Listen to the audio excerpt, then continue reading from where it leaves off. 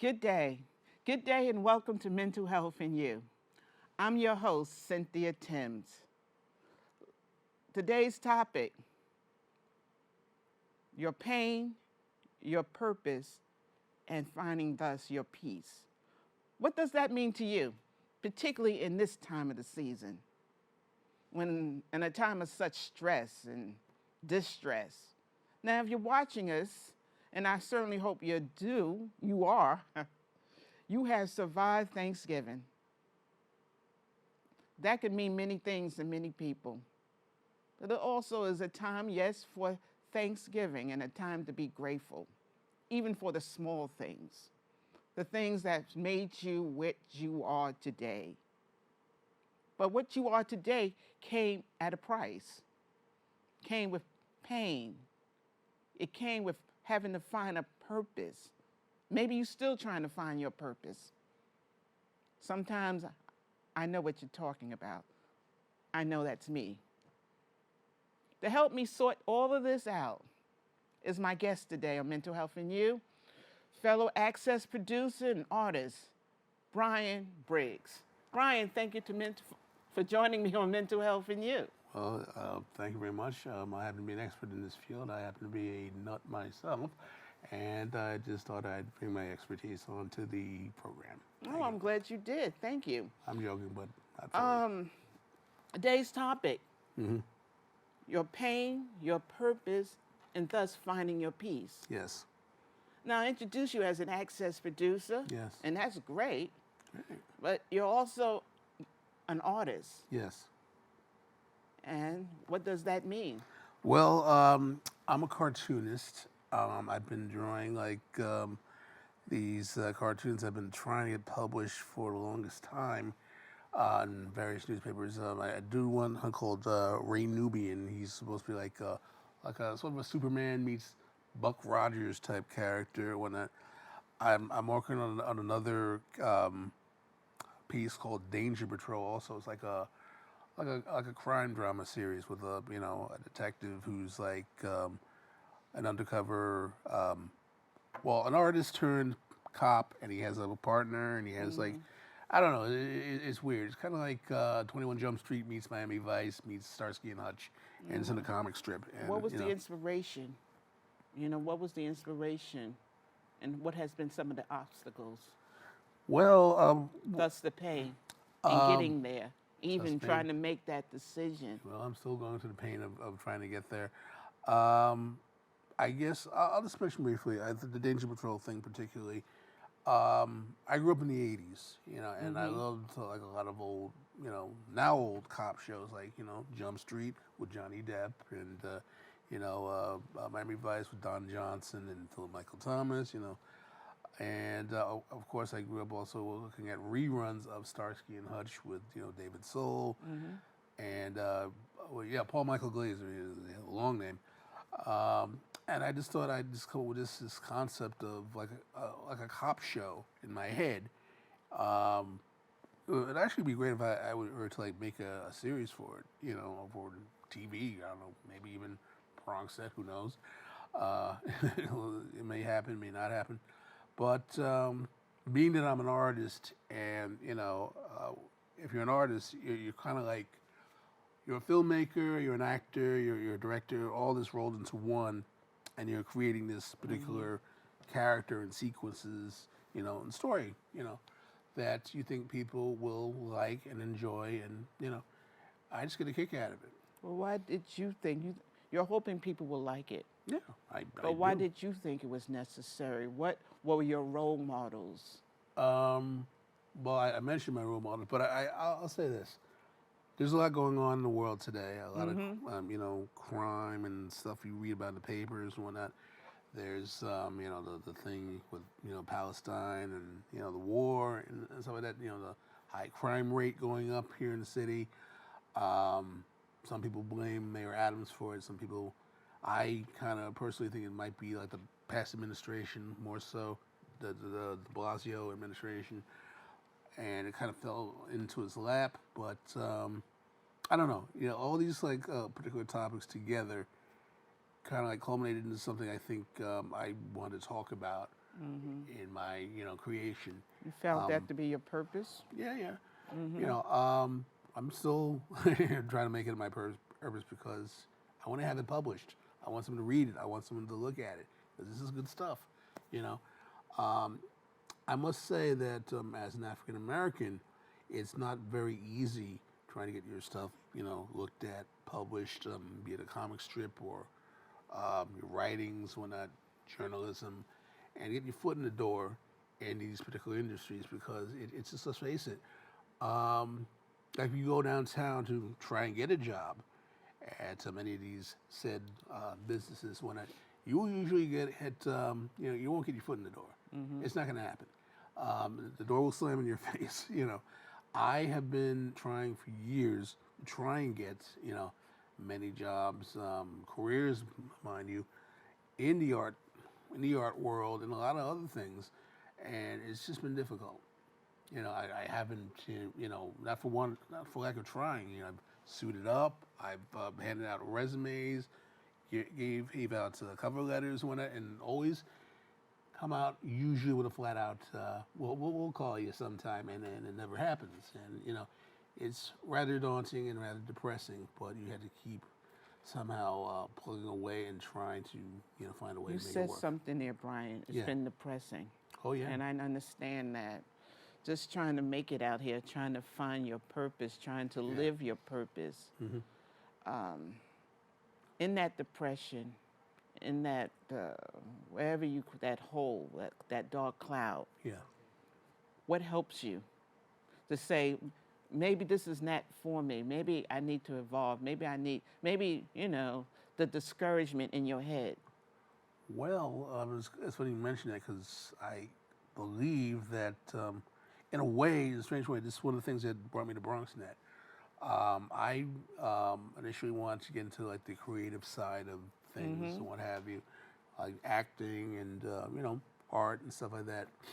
And I found out that with Bronxnet, you have like a sort of like a collective of the two. You have your artistic people, you have your media people, and whatnot. I initially wanted to get into the arts, but then I took a studio production class, and I kind of fell in love with it. I'm still not really the greatest in the technical aspects of it, but I think in terms of creativity, in terms of like something that's more akin to like cinematography, I kind of relate to that. I can work the camera a little bit, zoom in, zoom out, and all that, and do all sorts of creative stuff. That I think you might come in handy. You say, for example, if you want to make like a documentary or a news piece or whatever it may be, and you just gotta just be creative with it and let it work for you rather than against you. Let it work for you. You said something else. You're talking about so much that I can relate to. Yes. In my own life and in my own creative journey. I'm glad. I mean, it's been days, I think I've talked about it, but it's been days where I didn't even feel like getting out of bed. It's been days, it was just enough for me just to get up, get my coffee, shower, get out the house. Yes. If that. And I had one of those days recently. Where, those days where you just, you just don't know what. Yeah. So I'm lying around, I'm thinking, what am I going to do? Absolutely. Everything is getting inside my head. And in the midst of that pain, the pain seems to talk to you sometimes. That emotional pain I'm talking about. Right. Physical pain too. Right. But right now we're talking about the emotional pain that talks to you and says, oh, Cynthia, you're not going to make it. Cynthia, give up. Right. Cynthia, who cares? Yeah. So on this particular day, Bryan, I want to share not only with you, but for others. I'm feeling a certain way. Right. So I said, please, let me just get out the house. Depression, you're not going to get in my way. I got to get out the house. Right. Anxiety, you're not going to get in the way this time. I'm going to get out the house. Despair, I'm going to get out of the house. So I get out the house, I get dressed, I'm dressed, I get out of the house. One of those certain days, I make my way, at least let me go get some coffee, There's Hey, nothing else. Let me go get some coffee at my local coffee shop. I love that So coffee I myself. love that. I get my coffee. I'm feeling a certain way. Yes. Then I said, supermarket is right next door. So I'll go into the supermarket, shopping for whatever, I think that's one of those stops that you just make just for regardless. Yes. It's like the coffee shop, just to see what's on sale. So I'm in the line All right. trying to make my purpose, getting ready to make my purpose, and this guy, this young black man, starts staring at me. Mm-hmm. And he's just staring, and I'm like, not paying it much attention. Then he says to me, Bryan, I tell you no lie, aren't you on TV? Mm. And I said, yeah, Mental Health and You, Bronxnet. Yeah. So now all that depression I was feeling, all of that despair I was feeling, Right. it's something like it evaporated. I wasn't feeling it anymore. Because I know people say that, you should find your purpose within yourself and find peace within yourself. But at this point in time, y'all, the idea that somebody else saw me, that's what I needed in the moment. Mm. Wow. And he says to me, Bryan, wow, I look forward to your show every day. All the time, I look forward to your show.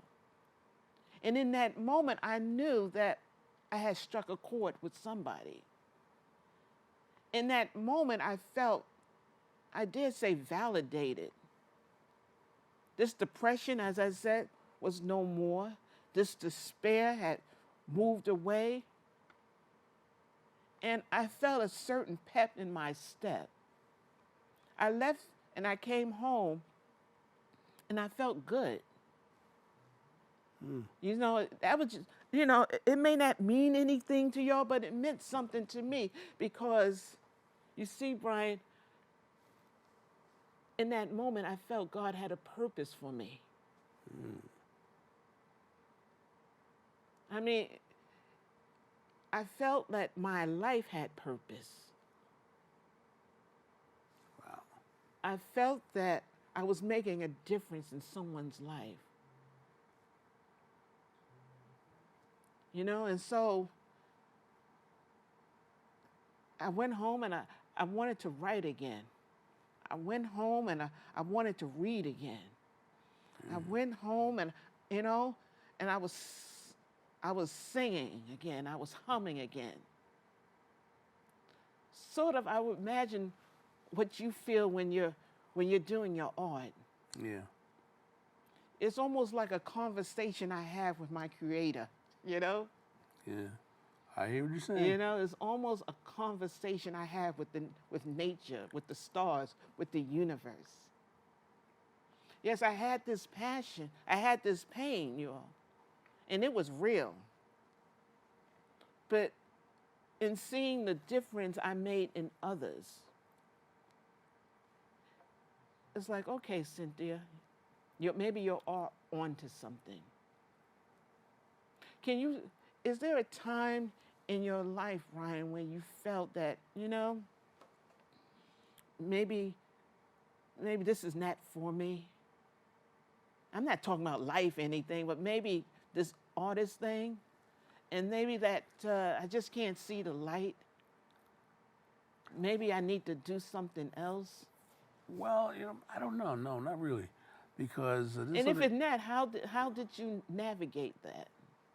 well, this is something I've been wanting to do since I was about 5 years old. I remember being a kid. Everyone else was drawing stick figures, and I was trying to draw superheroes and men in tights. And my mom, when she was alive, she died last year. She had, a heart attack. Sorry to say, but she always encouraged me. She's always like, "Well, you have Bryan. You have a lot of talent. You ought to, imitating her."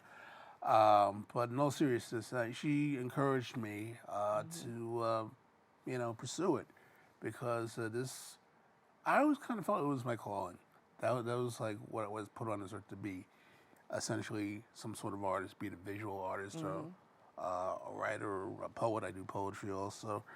I'm a guy who's just expressive in his art and who just used it to just sort of like make some sort of, I guess, connection with the reader and whatnot, be it just not just entertainment, but in terms of just like talking about just relevant stuff, just things that go on in society, in your life, and just things that we all can kind of relate to and like resonates with the human character in some way, shape, or form. With the human character. Yeah. You said with the human character. I I think sometimes I feel our place as artists, and I won't say our place, but like we as artists sometimes, Yeah. we feel on such a deep level. Mm-hmm. It's painful, that in itself. That which makes you, Lorraine Hansberry said, the great playwright Lorraine Hansberry, Yes. that which makes you exceptional also makes you lonely at times. It can.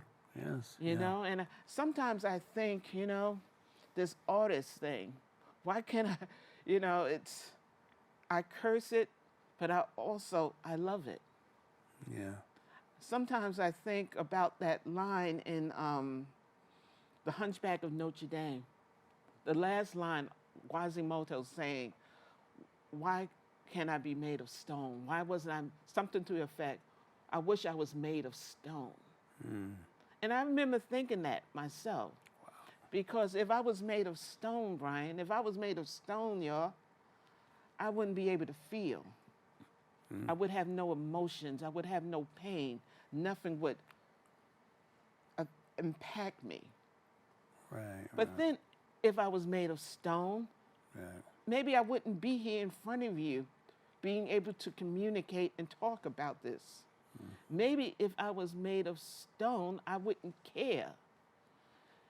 I can just go about life, with no emotions, no feelings, but where is the art in that? I do believe artists, we're going to save the world. There's something about art that speaks to the humanity of people. What we do here at Bronxnet, and I want to thank Bronxnet for this opportunity, what we do as artists, we speak to man's humanity, we speak to women's humanity. So in that, there's a peace. So I want to get to that. Yeah. Because I entitled this show, Your Pain, Your Purpose, and Your Peace. Mm-hmm. Yes. And we can find our peace in many ways. We find it in the arts. But art can be so many things. That's why I guess I talked about what art meant to you. But also, it means something to me as well. Sure. I find art in, when I go sailing. I'm a sailor. I went sailing the other day, and the coolness of the waters, y'all. The blue skies. That was art to me. I felt, yes, Black women do sail. Okay? Black women do sail. Yes, we sail. So we're getting rid of stereotypes. And that was artists. That was artistry. Yes. What you do in your work is artistry. And I guess the piece is when, what I'm trying to get to, Bryan, the piece is when you find that. Yeah. When you find your reason in that moment, that viewer who spoke to me in that supermarket, when I got on that boat and sailed up the Long Island Sound and felt the coolness of the breeze on me. When you're doing your illustrations, when you're in your work, when you're in your zone, you know, and you feel like you're communicating with others, and even with yourself. It's the conversation you have with nature. It's the conversation you have with your God. Can you talk more about the peace you feel at the end of the process or during the process? Well, peace. Yeah, I don't know. It's like, I just, I like the feeling of just expressing myself, in my art. Just, just, I can use poetry as an example, not just, illustration, because like with poetry, I think what I do is I try to like just get out a lot of my demons or whatever you want to call it, just my strong feelings. I write it down. I try to like. I haven't really done like enough spoken word poetry. I think Bronxnet would be a great format for that. It's like it's more theatrical. You have a stage here, you got cameras and stuff like that. I mean, what comes to mind in people's heads would be like the Nuyorican Poets Cafe and places like that. On my old stomping ground. Yeah, I old stomping was a ground, regular yeah. there in the Oh, 90s. Yeah. Yeah. Yes. Yeah, I did a little bit of it when I was like in my 20s. When I'm 49 now. I'm going to be 50 in January. But I want to do something, I guess, more, spoken word, more theatrical. Almost, I guess, like I don't know, like I guess almost like poetry meets method acting. It's like picture Marlon Brando doing poetry. It's like doing Howl. I saw the best minds in my generation destroyed by madness. It's like, I'm trying to do Brando. Black man doing Marlon Brando. That's funny. Ha. Okay. And no one's laughing. But I don't know. I just want to kind of experiment with it, express what's inside, and to see where it goes. Maybe I'll create something new in the process. Create something new in the Yes. process, or rediscover that which maybe Yes. we hadn't been dealing with, or we let go for a while, Yes. as in your poetry. Yes.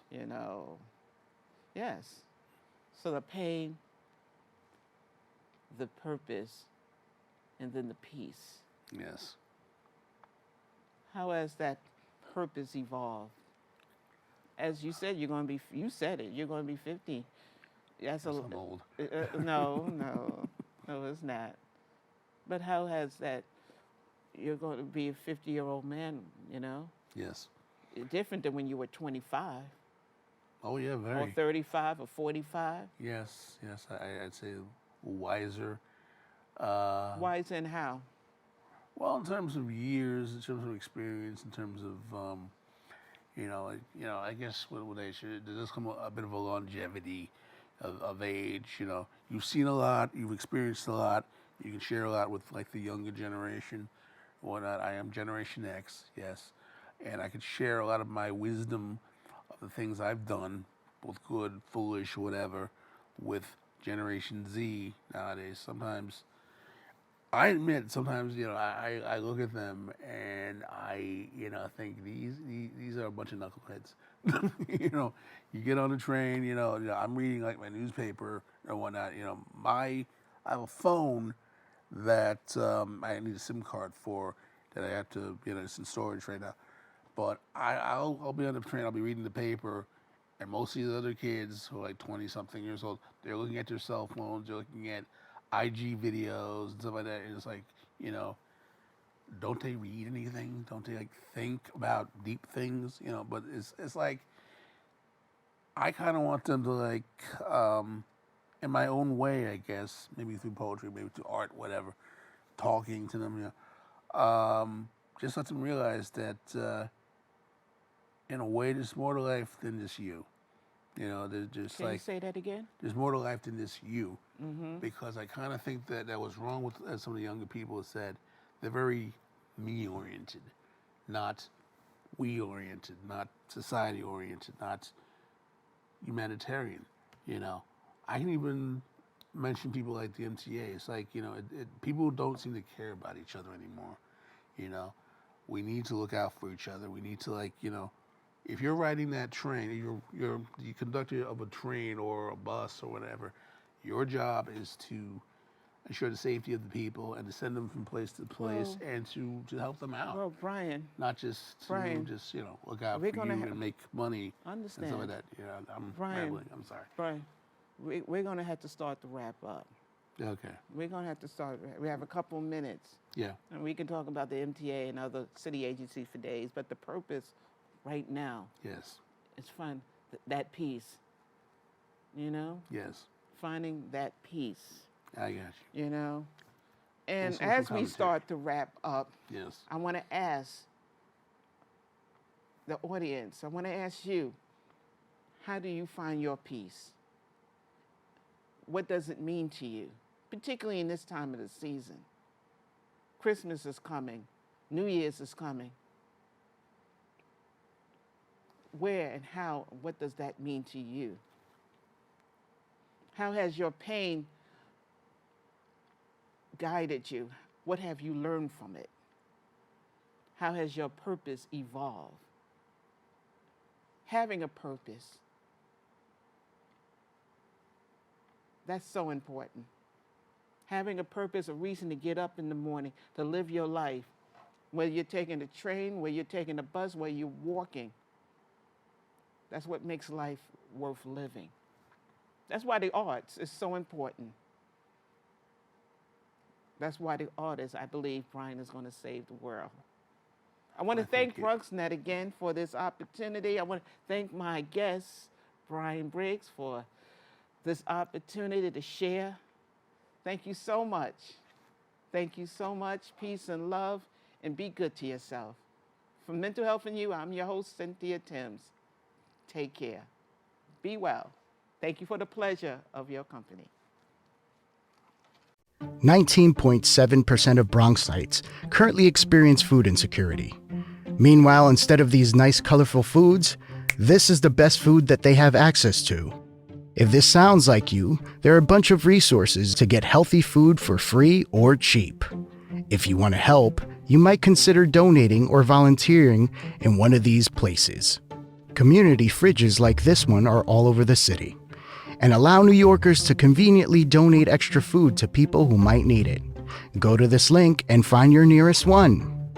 Food banks and pop-up events like these provide millions of healthy meals to families in need. These organizations are distributing meals to Bronxites as we speak and are always accepting donations and volunteers.